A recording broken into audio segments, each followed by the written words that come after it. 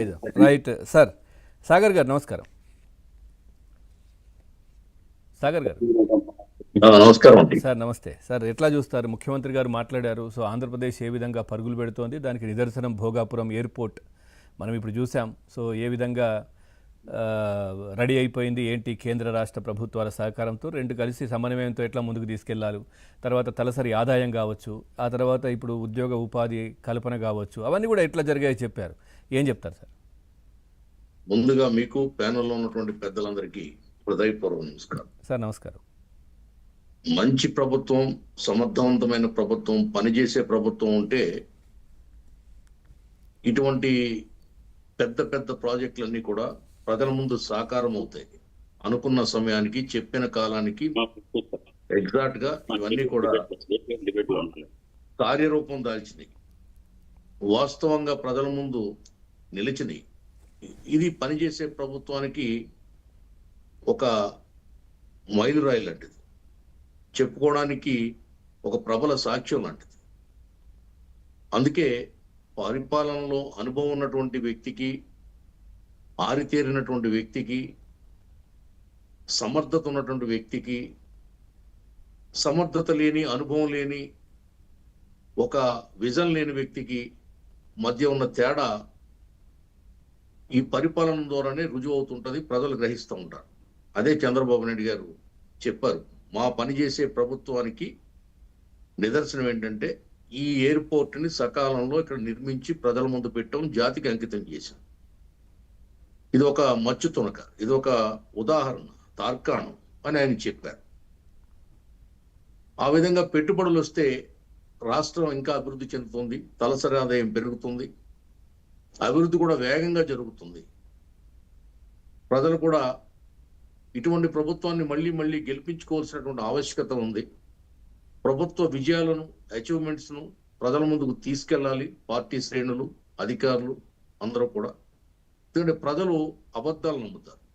YCP itching ఒక పక్క, రాష్ట్ర అభివృద్ధి మరో పక్క జరుగుతూ ఉన్నాయి. ఇక్కడ కూటమి ప్రభుత్వం, ముఖ్యమంత్రి గారు, పవన్ కళ్యాణ్ గారు, లోకేష్ గారు రాష్ట్రాభివృద్ధి ధ్యేయంగా వాళ్ళు ముందుకెళ్తుంటే, వైసీపీ రాజకీయంగా లేనిపోని ఇబ్బందులు, లేనిపోని విమర్శలు, బురద జల్లే కార్యక్రమాన్ని వాళ్ళు చాలా ముమ్మరంగా చేపట్టారు.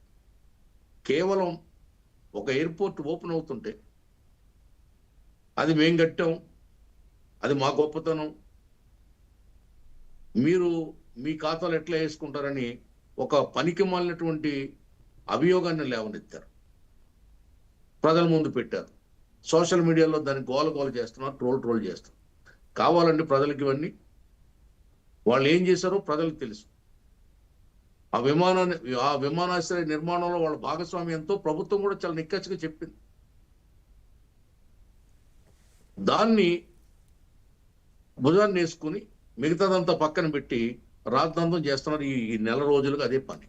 కాబట్టి ఇటువంటి ఈ ఇచ్చింగ్ పార్టీ, వైసీపీ పార్టీ ఉన్నంతసేపు రాష్ట్రంలో అభివృద్ధి చేయాలన్నా, అభివృద్ధి కోసం ఆలోచన చేయాలన్నా చాలా ఇబ్బందికర పరిస్థితులు ఎదురవుతున్నాయి. అయినా వీటన్నిటిని అధిగమించి చంద్రబాబు నాయుడు గారు, పవన్ కళ్యాణ్ గారు సమన్వయంతో ఒక శాశ్వతమైనటువంటి ప్రాతిపదికన అటు కేంద్రంతో సయోధ్యతో కేంద్రాన్ని ప్రసన్నం చేసుకొని కావాల్సినటువంటి ప్రాజెక్టుల్ని, నిధుల్ని సాధిస్తూ ఇటువంటి గొప్ప గొప్ప పనుల్ని రాష్ట్రానికి చేసి చూపిస్తున్నారు.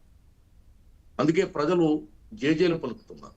ఇప్పుడు హైదరాబాద్లో ఉమ్మడి రాష్ట్రం ఉన్నప్పుడు తలసరి ఆదాయం ఎంత ఉంది, నేడు తెలంగాణ తలసరి ఆదాయం ఎంత ఉంది, విభజిత ఆంధ్రప్రదేశ్ తలసరి ఆదాయం ఎంత ఉంది, ఈ 2 ఏళ్ల కాలంలో ఎంత వేగంగా రాష్ట్రంలో తలసరి ఆదాయం పెరిగింది, రాష్ట్రం యొక్క ఆదాయం పెరిగింది, అభివృద్ధి పెరిగింది.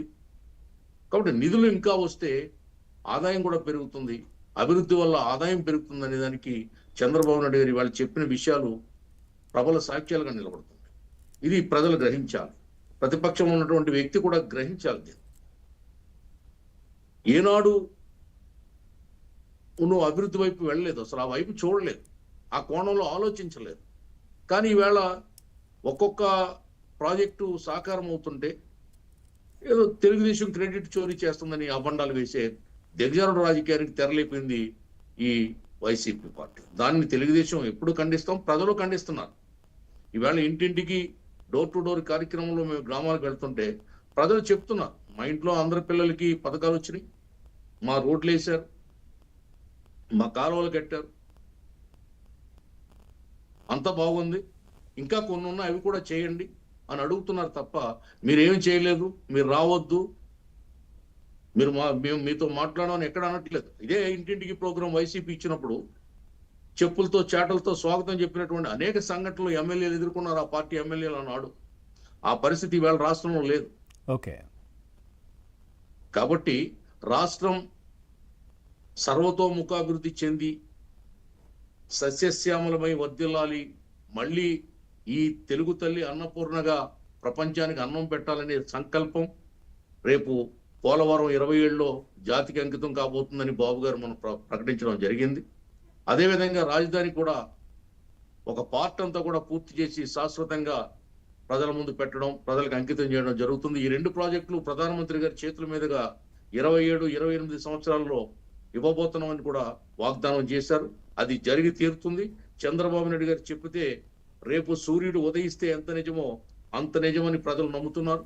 రైట్. ఓకే, దీన్ని ప్రతిపక్షాలు కూడా తెలుసుకోమని, అర్థం చేసుకోమని ఈ సందర్భంగా మీ ద్వారా తెలియజేస్తున్నాను. రైట్. బాజీ గారు నమస్కారం సార్.